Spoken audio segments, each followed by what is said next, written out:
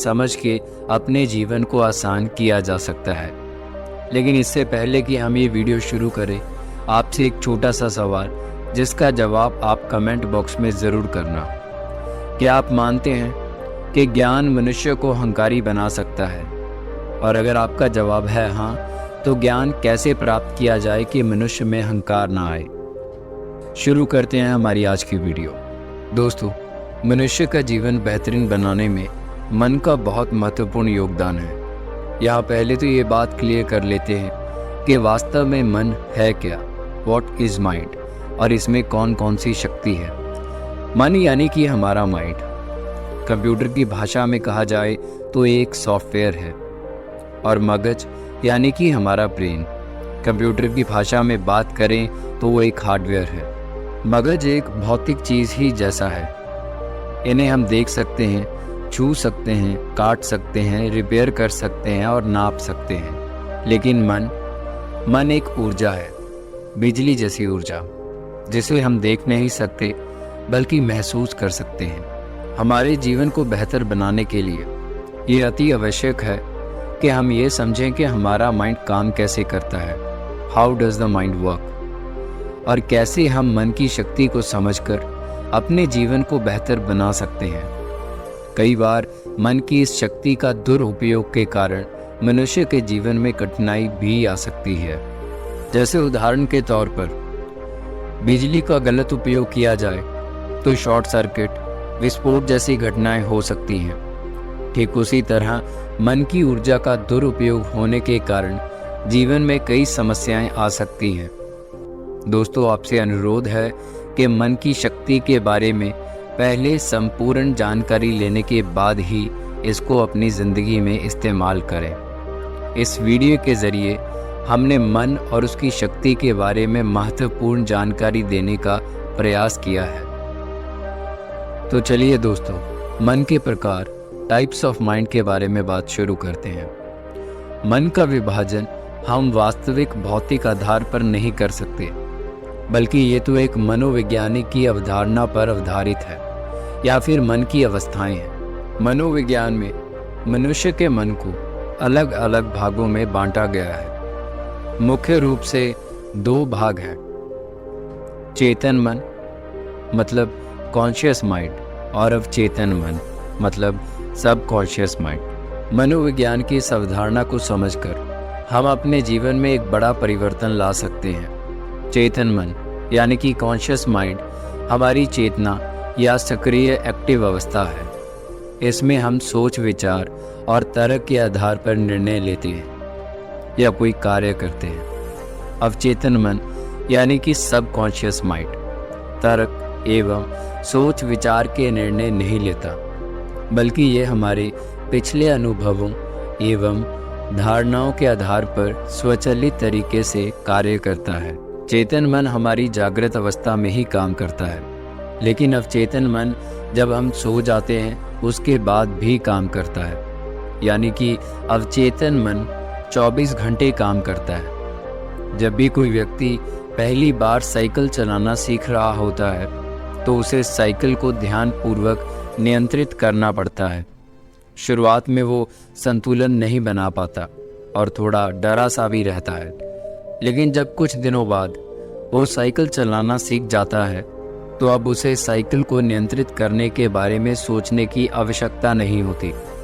अब साइकिल अपने आप नियंत्रित हो जाता है और अब तो वो मित्रों के साथ बातचीत करते हुए या कोई और कार्य करते हुए भी साइकिल चला लेता है। शुरुआत में जब व्यक्ति पहली बार साइकिल चलाना सीख रहा होता है तो वो अपने चेतन मन का इस्तेमाल करता है, यानी कि कॉन्शियस माइंड का। लेकिन जब बार बार साइकिल चलाने की प्रैक्टिस करता है तो अब ये अनुभव उसके अवचेतन मन में स्टोर होने लगते हैं और धीरे धीरे अवचेतन मन चेतन मन की जगह ले लेता है। हमारा अवचेतन मन यानी कि सब कॉन्शियस माइंड एक ऑटो पायलट सिस्टम की तरह है जो अपने आप स्वचालित तरीके से कार्य करता है। सभी स्वचालित कार्य जैसे सांस लेना, दिल धड़कना, ये सब कार्य अवचेतन मन के द्वारा ही किए जाते हैं। हमारी आदतें एवं रोज बरोज की सभी कार्यों में अवचेतन मन का महत्वपूर्ण योगदान होता है। अब हम यहाँ चेतन मन के कार्य और उनकी शक्ति के बारे में बात करेंगे। तो आइए जानते हैं कि चेतन मन के कार्य कौन से हैं। सेंसेशंस पर नियंत्रण। हमारी आंखें, नाक, कान, जीभ, त्वचा, ये सारी इंद्रियों पर नियंत्रण हमारा चेतन मन ही करता है। मूवमेंट।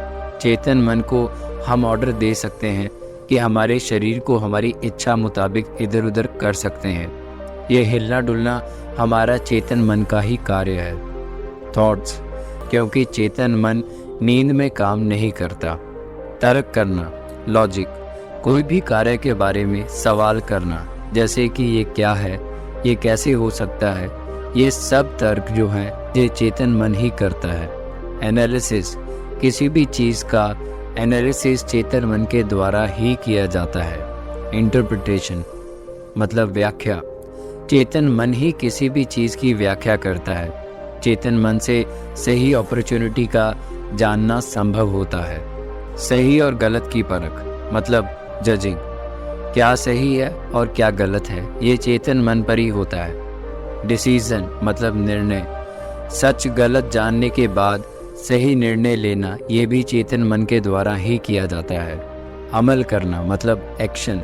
एक बार निर्णय लेने के बाद उसका अमल करना चेतन मन से ही होता है। किसी भी चीज़ का चयन, जैसे कि क्या करना है, क्या देखना है, क्या खाना है, क्या खरीदना है, ये सब चेतन मन ही तय करता है। इच्छा मतलब डिज़ायर। किसी भी चीज़ के काम के प्रति इच्छाएं जागना चेतन मन का ही कार्य है। एक आखिरी और सबसे महत्वपूर्ण कार्य, अवचेतन मन के द्वार पर पहरेदारी देता है चेतन मन। कोई भी गलत विचार या बात हमारे अवचेतन मन यानी कि सबकॉन्शियस माइंड में ना जाए, इसलिए चेतन मन उसकी चौकीदारी करता है और ऐसे खराब और नकारात्मक विचारों को अवचेतन मन में ना जाने से रोकता है। दोस्तों, अब हम बात करेंगे अवचेतन मन के कार्यों के बारे में। हलन चलन और संवेदना, ये दोनों कार्य हमारा चेतन और अवचेतन मन करता है। जब हम जागृत अवस्था में होते हैं तब हमारे शरीर का चाल चलन और संवेदना पर पूरा काबू हमारे चेतन मन के पास होता है, और जब हम सो जाते हैं तब ये काम हमारा अवचेतन मन करता है। रिफ्लेक्सेस। अवचेतन मन की ये शक्ति हमें आपातकालीन स्थितियों से बचाती है। जैसे अग्नि पर पैर पड़े तो अचानक हटा लेते हैं। सांप देखकर उल्टे ही भाग खड़े होते हैं। सीढ़ी से गिरते गिरते संभल जाते हैं। दोस्तों, ईश्वर ने हमारे मन मस्तिष्क में एक ट्रांसमीटर और एक रिसीवर फिट कर रखा है, जो इतना शक्तिशाली है कि पूरे ब्रह्मांड में इतनी शक्तिशाली मशीन किसी इंसान ने नहीं बनाई होगी। लेकिन हम इस मशीन को ये त्रिकालदर्शी है। ये भविष्य की घटनाओं को भांप लेता है और कभी कभार हमें चौकन्ना भी कर देता है। संजय ने महाभारत की भविष्यवाणी इसी के आधार पर की और इसी के आधार पर नॉस्ट्रैडमस इतना प्रसिद्ध हुआ। EQ यानी कि इमोशनल क्वोशेंट, भावना का गुणांक। उच्च IQ ही सफलता का मानक नहीं है, बल्कि EQ व्यक्ति को सफल बनाता है। उच्च शिक्षित व्यक्ति कभी कभार कम EQ के कारण संस्था को बड़ी हानि पहुंचा सकता है। अभिनेत्री दिव्या होते हैं तब उनकी ध्यान साधना के वक्त बादल घिर आते हैं। आप कभी भी आश्रम में जाकर ये देख सकते हैं, वहाँ के सांप, बिच्छू, हिंसक जानवरों तक में से हिंसा खत्म हो गई है। वहाँ हमेशा ही हरियाली रहती है। ये श्री श्री रविशंकर महाराज के अवचेतन मन की शक्तियों का